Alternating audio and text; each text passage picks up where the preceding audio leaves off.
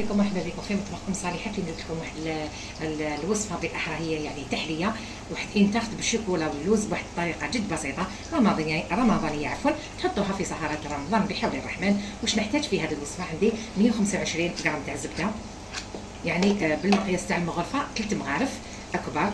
نزيد لها بيضه كامله، نزيد مغرفه صغيره تاع لافاني، مغرفه تاع لافاني،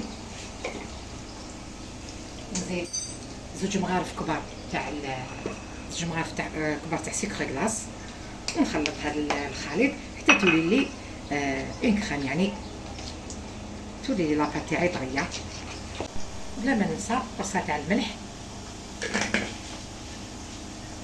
ونطم العجينه تاعي. نحط قرصه تاع الملح ونطم العجينه ديالي بالفرينه، نخليها شويه طريه غير بالعقل وانا نخلط.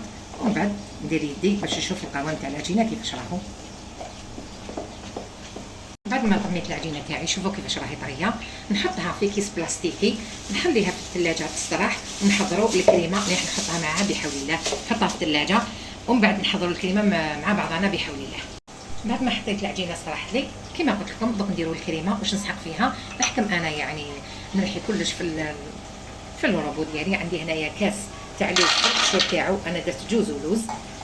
ندير هنا نص كاس تاع السكر عادي، هاوليك نص كاس.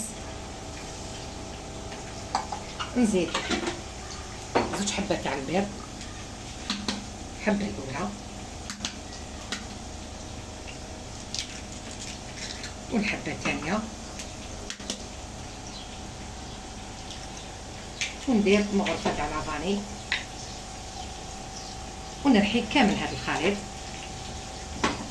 بعد ما رحيت هذاك الخليط تاعي كما راكم تشوفوا، نزيد هنا زوج مغارف كبار تاع زبده ذايبه، ونعاود نرحي كلش.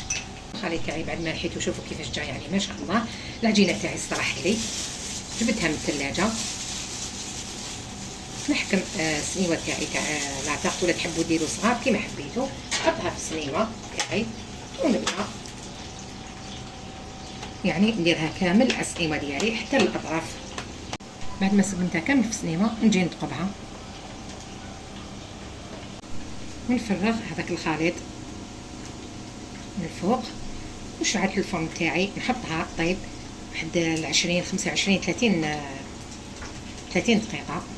نوزعها كامل نحطها طيب. كي طيب نرجع لكم بحول الرحمن. درت لي لاطاخ تاعي ذوبت انا شويه تاع الشوكولا نديرها من الفوق. بعد ما شفت هذيك الشوكولا السوداء درت لها انا خطوط بشوكولا بيضاء، وجات يعني كروستيونت ما شاء الله. هاي ليك طريه الله الله. هذيك الطبقه تاع الكريمه والطبقه تاع الشوكولا. نتمنى حبيباتي ان شاء الله تجربوها لوليداتكم. ما تنساوش ديروا لي جيم، متابعه القناه، تفعلوا الجرس ليصلكم كل جديد، والى وصفه رمضانيه بحته باذن الرحمن. والسلام عليكم ورحمه الله تعالى وبركاته.